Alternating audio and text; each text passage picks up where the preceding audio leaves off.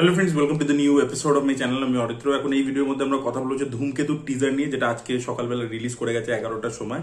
সব থেকে প্রথমে বলে রাখি যে এই প্রোডাকশন হাউস দেব এন্টারটেইনমেন্ট ভেঞ্চার্স তারা নতুন একটা লোগো লঞ্চ করছে, বিকজ তাদের 8 বছর পূর্তি হয়েছে। তো সেই উপলক্ষে তারা একটা নতুন লোগো লঞ্চ করেছে, যে লোগোটা না আগে একটা ইয়েলোইশ কালার ইউজ করে তারা লোগো তৈরি করতো। আপনারা জানেন ব্যাকগ্রাউন্ডে ইয়েলো ছিল, সেখান থেকে ওরা চেঞ্জ করে এখন রেড করেছে, দেব নামটা পুরো রেড এর মধ্যে। এবং নতুন লোগোটা বেশ ভালো লাগছে।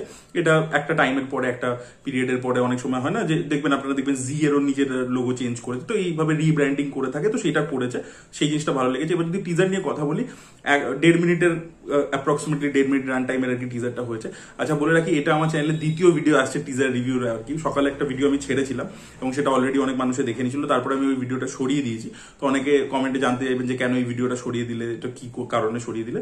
তো বেসিক্যালি আমি এরকম কিছু কমেন্ট সেকশনে কমেন্ট পাচ্ছিলাম, যেখানে লোকে বলছিল যে আমি যে গল্পটা প্রেডিক্ট করেছি, তো গল্প প্রেডিক্ট করো না দাদা, অনেক সময় মিলে যেতে পারে ইত্যাদি, তো সেটা করো না। তো আমারও মনে হলো যে হ্যাঁ ঠিকই বলছে।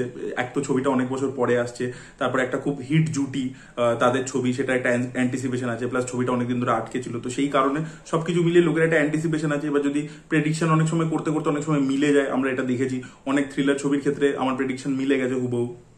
তো সেই জন্য যেহেতু এই ছবিটা অনেকদিন পরে আসছে, তো আমি নিজেই ভেবে চিন্তে দেখলাম যে হ্যাঁ প্রেডিকশন যদি মিলে যায়, তো সেই কারণেই ওই ভিডিওটাকে আমি সরিয়ে দিয়েছি। কিন্তু কথাগুলো আমার একই থাকবে, যেটা আগের ভিডিওতে বলেছি সেই কথাগুলোই আবার সেম ভাবে রিপিট করব।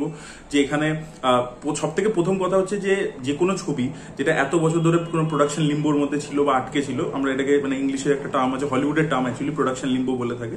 তো সেইখানে যখন আটকে থাকে, তো অনেক সময় হয় কি ছবিটা লুক এন্ড ফিল ডেটেড হয়ে যায়, সবকিছু ডেটেড লাগে আর কি। বাট এটা পারফরমেন্স বলুন, যে পিছে গল্পটা বলা হচ্ছে, বা ওভারঅল লুক এন্ড ফিল, সেই সবকিছু কিন্তু কোনোভাবেই আর কি ডেটেড মনে হচ্ছে না। ইভেন আমি বলবো যে লুক এন্ড ফিল বা গ্র্যান্ডার যা ছবির মধ্যে রয়েছে, সেটা কিন্তু এখন যা বাংলা ছবি হচ্ছে তার গ্র্যান্ডার বরং এই ছবিটা থেকে কম।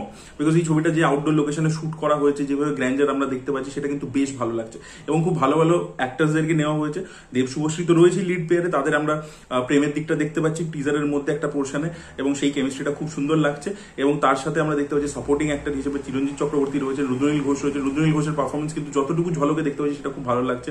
পরমব্রত চট্টোপাধ্যায়ও রয়েছে, তো অনেক সাপোর্টিং অ্যাক্টার্সরাও ভালো ভালো রয়েছে আর কি। এবং কৌশিক গাঙ্গুলি ছবি মানে ড্রামা খুব ভালো হবে, এবং অ্যাক্টারদের হ্যান্ডলিংও খুব ভালো হবে, তো সেটা আর কি এক্সপেক্ট করবো যে খুব ভালো হবে। এবং পার্টিকুলারলি যদি দেবকে নিয়ে বলি, দেবের পারফরমেন্স আমার টিজারের মধ্যে ভালো লেগেছে। স্পেশালি যেভাবে ডায়লগ ডেলিভার করছে, লাস্টে যে ডায়লগটা রয়েছে সেই ডায়লগটা খুব ইম্প্যাক্টফুল, বা আয়নার সামনে দাঁড়িয়ে যে জিভ বার করছে, ওই জায়গাটা খুব ভালো লাগে। তো সবকিছু ওই জিনিসগুলো ভালো লেগেছে। বাট আমি বলবো যে যেহেতু এটা হচ্ছে এমন একটা সময়, 2016 সালের ছবি আর কি, তারপরে এতগুলো বছর পেরিয়ে গেছে, তো কোথাও গিয়ে না দেবও তো আরো উইথ টাইম ইমপ্রুভ করেছে, তো সেখানে তার আরো বেটার পারফরমেন্স আমরা দেখে নিয়েছি।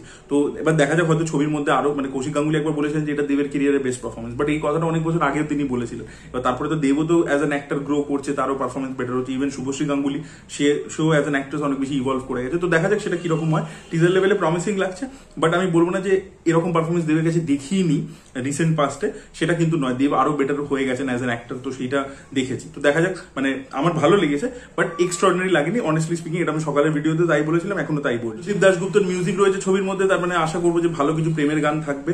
তিনি খুবই ভালো সুর করেন আর কি, আপনারা প্রত্যেকেই জানেন, এবং ওনার কিছু কাল্ট প্রেমের গান রয়েছে। তো আশা করবো সেটা ভালো হবে। দেখা যাক ছবিটা কিরকম হয়। ছবিটা থেকে হিউজ একটা এক্সপেকটেশন রয়েছে। এটা টেররিজমের অ্যাঙ্গেলও ইনভলভ আছে, এবং কৌশিক গাঙ্গুলি বলেছেন ছবিটার বিষয়বস্তু এরকম, সেটাও কিন্তু টাইমের সাথে রেলিভেন্ট থাকতে চলেছে আর কি। তো দেখা যাক আর কি সেটা কি বিষয়বস্তু নিয়ে হয়। ছবিটার মধ্যে একটা মেন স্ট্রিম অ্যাপিল রাখা হয়েছে, ঠিক আছে। ছবিটা পুরোপুরি আউট অ্যান্ড আউট কমার্শিয়াল ছবি সেরকম ভাবে প্রেজেন্টেশন সেটাও করা হয়নি, আবার এট দ্য সেম টাইম একেবারে যে নিশ আর্টসি ছবি সেরকম প্রেজেন্টেশনও করা হয়নি। একটা certain kind of heroism infuse করা হয়েছে, তার সাথে গ্রাউন্ডেড ব্যাপারটাকেও মেনটেন করে রাখা হয়েছে। যে হিরোইজমটা আমরা প্রথম দিকে যে ট্রেনিং মন্টাজ গুলো দেখতে পাচ্ছি, দেবের ক্যারেক্টারটা মাইট বি হয়তো সে একজন এক্স আর্মি অফিসার হতে পারে, ঠিক আছে। তো এরকম আর কি কিছু। তো তার যে ট্রেনিং মন্টাজ গুলো প্রথমে দেখতে পাচ্ছি, গুলি চালাচ্ছে বা বক্সিং প্র্যাকটিস করছে স্যান্ড ব্যাগে মেরে, তো সেই জায়গাগুলোতে বেশ একটা হিরোইজম আসছে আর কি। এবং তার পরবর্তীতে প্রেমের দৃশ্য ইত্যাদির মধ্যে সুইচ করে যাচ্ছে আর কি। এবং লুকটা যেটা সেই সময় সব থেকে বেশি টকড অ্যাবাউট হয়েছিল, যে প্রস্থেটিক মেকআপের লুকটা, সেটাও বেশ ভালোই লাগছে আর কি। তো দেখা যাক আর কি ছবিটা কিরকম হয়। Really looking forward. ছবিটা খুবই ইন্টারেস্টিং লাগছে টিজার লেভেলে। আপনাদের কি মতামত অবশ্যই কমেন্টে জানাবেন। এই ভিডিওটা ভালো লেগে থাকলে লাইক করুন, শেয়ার করুন, চ্যানেলকে সাবস্ক্রাইব করতে ভুলবেন না। বাই।